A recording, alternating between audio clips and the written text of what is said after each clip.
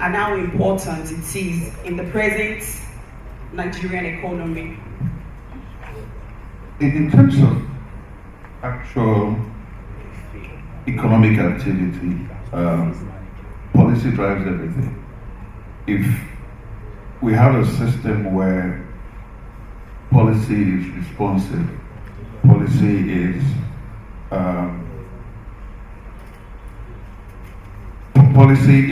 where policy is shaped by the active actions and data activities from the key players, then policy is responsive. And that way, policy can drive growth, policy can help the economy. But when you have a situation where policy does not take into consideration the key realities of the market dynamics, what you have is a system where policy gets in the way of innovation. Policy gets in the way of actual business practice. So in a space, for example, like Nigeria, let me be a bit more specific. You have a system where there's a whole lot, a flurry of activity within the digital space. And government and policymakers are grappling with all of this information at high speed. Now, because there's obvious lack of a thorough understanding of how it works, government does two things very well. You see government chasing the system as opposed to being, ahead of the curve, or you see government fighting the system. So, for a practitioner, let me specific in my space. I'm primarily a creative entrepreneur, and I spend a lot of time working within the music industry space. Up until now, when you create music in Nigeria as a record label executive, as a talent, your first and only source of monetization of the content directly, that direct monetization of the content, is through physical distribution, aka Alaba Alaba marketers, right? So, in a scenario where the going rate for an A-list artist album is 20 million naira, if you know that marketers are not going to pay more than 20 million naira, there's a cap already. Now, with a 20 million naira best case scenario income, your cost of production, you start trimming down, start cutting back, right?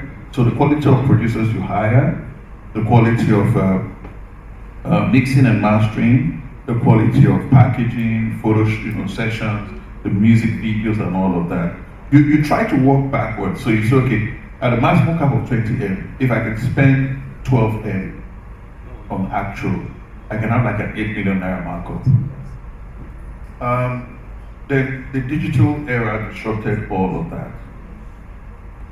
It moved, first of all, to CRBT, coloring back to you had a situation where in Nigeria, certain songs, certain talents would make maybe 5, maybe 10, maybe 20 million naira revenue monthly from just one song, right? From not just one song, scratch that. Forgive me. From not an album. No. You're making 3, 5, 10 million naira revenue on 15 seconds of one song, compared to making 5, 10, 20 million maximum for pushing the entire album. And as good as that sounds, it's also tragic because that 10 million naira that talent and label is getting, in most cases, amounts to a total of maximum 7.5% of total loot. So you have a scenario where you have a telco, and the telco will sell a ringback tone, right? You generate 100 naira. Between the telco and the aggregator company, you have the 70-30 type split, which is criminal. And that's what you see when you see policy where policy becomes ineffective, right? So for 6 straight years, telcos and aggregator companies were doing 70-30 splits. Some telcos are doing 80-20 splits with the aggregators. Now, so on one end, there's the distribution platform, which is taking a chunk of the revenue. Now, the aggregator company is these companies that provide, this value-added services, right? So they come to us, they acquire the rights, to plug our music. And sometimes they give us, if you're a heavyweight, if you push really hard, you probably get a 50-50 deal. So people have gotten 70-30 deals with the telcos, right? So let's say Efe Omorogbe, NowMuzik, Hypertech Digital, I'm badass. So I get a 50-50 deal. What that means is that of 100 naira, the telco has taken 70 naira. I'm splitting 30 naira with the aggregator company on 15 naira, 15 to 15 naira, cut. And when I take that as the label, mind I said NowMuzik, Hypertech Digital. That's the label, not the artist. If I have a 50-50 situation with the artist, I'm splitting 15 naira, 50-50 in the middle with the talent. So the talent is going away with 7 naira, 50 gold. Now, up until a year and a half ago, we had major engagement with the National Assembly. At the National Assembly level, battling to correct this anomaly where the pipe, where the store, the guys who own the store where you display and sell that beautiful suits, that gorgeous, jacket, where they're taking 70-80% of the revenue, and the guy who designed it, the guy who sold it, the guy who, we've been trying to fight that for 5 straight years. As I speak to you, there's been zero progress. So that was our reality until streaming came, and now even with the streaming stuff, it's this technically the same type of imbalance. So people say the music industry is, a lot's going on, and I'm saying it's fine. I mean, we're not where we want to be, but neither where we used to be. But I want all the money I can get, so I can sign on more artists. I can push, more aggressively.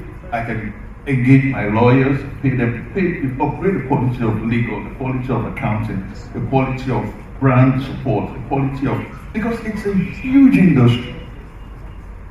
I don't want to be that guy who's grateful, for the peanuts, but as an individual, what can I do?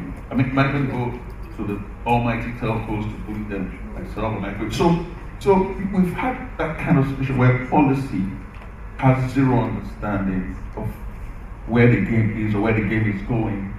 And so instead of helping, policy gets involved. Thank you. You become governor, you spend 8 years stealing and struggling to, protect that loot. Then you move to the House of Senate, knowing that any major threat would start with a committee, and the committee members would be your colleagues. So you're not there for anybody but yourself. So to expect those crop of people to sit, how many times have you seen a Senate hearing, House of Reps hearing? How many people are attentive? How many of them are even awake during these sessions? How many of them actually attend these sessions? So before you bother about voting patterns and all of that, you have to break it down to the brass tacks. So my thing is this, and this is what I'm going to do. I'm aligned with everybody that says, do what you can. It starts with you, right? My personal mantra is make your little space a better place. So this is what I'm going to do. I'm going to spend the next 2-3 years reaching out to young people, primary school kids, GS1 kids, with programs, exciting engagement that helps to recalibrate their thought pattern that politics is a dirty game. Politics is not meant for me. I'm too, to be a politician. The hope is that when we engage these young people, we'll get to a point where for every 100 kids we engage, the target is to have 15 to 20 of them 1 year later be able to say, when you ask them, what do you want to be when they grow up? They want to say, I want to be a politician and a doctor. I want to be a politician and, a politician and a journalist, a politician and a pilot, right? Because what happens to your aviation, your career in aviation? What happens to your career in medicine? What happens to whether you even survive university is all determined by politics.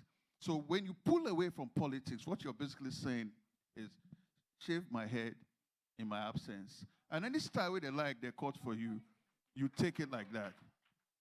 You take it like that. Thank you very much. I would, with your kind permission, yes, I have to dash there. Actually, got here on an Okada. The traffic was really bad. I'm hoping I'll get another Okada. Thank you very much, ladies and gentlemen.